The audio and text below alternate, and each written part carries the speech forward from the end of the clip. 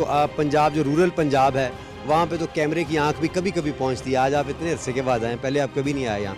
तो यहाँ पे तो ये अपनी मर्ज़ी से पुलिस को इस्तेमाल किया जाता है और उसको मैनेज करते आए हैं अपनी मर्ज़ी से लोगों को। अपने SHO आप एक काम करें, जुल्फ़कार चीमा साहब जो बड़े अपराइट पुलिस ऑफिसर थे, उनसे आप पूछिए फ़ोन करके, वो आपको बताएंगे एहसन इकबाल अपनी मर्ज़ी के SHO थानेदार लगवाता था उनसे, और रिक्वेस्ट उन्होंने लगाए नहीं बकौल उनके। कहते हैं मैंने जब कहा कि तुम क्यों लगवाना चाहते हो अपनी मर्जी के, तो पुलिस डिपार्टमेंट का काम है, मुझे खुद करने दो। कहते हैं नहीं हम वी आर स्टेक होल्डर्स, हमें हमारे लिए जरूरी होता है। तो चूंकि वज़ीर दाखिला रहे हैं साबिक को, लेकिन आप एक एमपीए जो है वो भी अपना SHO लगवाता है सर। ये इल्जाम तो केपीके में भी क्यों लगाते हैं? देखें यही तो केपीके में हमने यही तो किया है भाई, कि पुलिस अफसर का जो MPA का क्या काम है कि वो पुलिस अफसर लगाए, वो एक एडमिनिस्ट्रेटिव काम है, वो उनको करने दें इदारों को।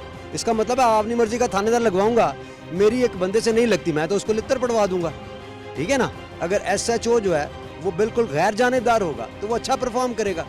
अगर मेरा ओपोनेंट जो है MPA बन गया है, वो अपनी मर्जी का SHO लगवा के मुझे मार पड़वाएगा, ये कौन सी तरीके हो। सो इसलिए इंसाफ का पहला जो मरकज़ होता है वो थाना होता है, पहली जगह होती है।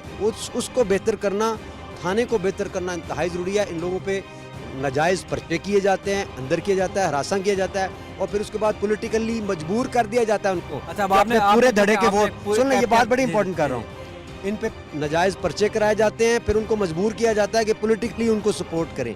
ये लोग फिर मजबूर होकर उनको सपोर्ट करना शुरू कर देते हैं। अब लोग अपने हकूक़ के लिए उठ के खड़े हो गए हैं, क्योंकि ऊपर से जो हालात चल रहे थे इनके, अब उनके जहन पे से वो खौफ जो है वो उठ गया। वो खौफ 25 जुलाई को उठेगा, चूंकि लोग अभी भी डरते हैं। जो आपने खुद बात की कि एक फ़ोन आ जाए तो लोग जो है ना वो अपना स्टेटमेंट बदल लेते हैं, और पाकिस्तानी सियासत के मुतालिक एक बड़ा जुमला मशहूर है कि लोग बिरयानी की प्लेट पे अपना वोट भेज देते हैं। तो 25 जुलाई को भी यहाँ पर कोई तब्दीली नजर आएगी।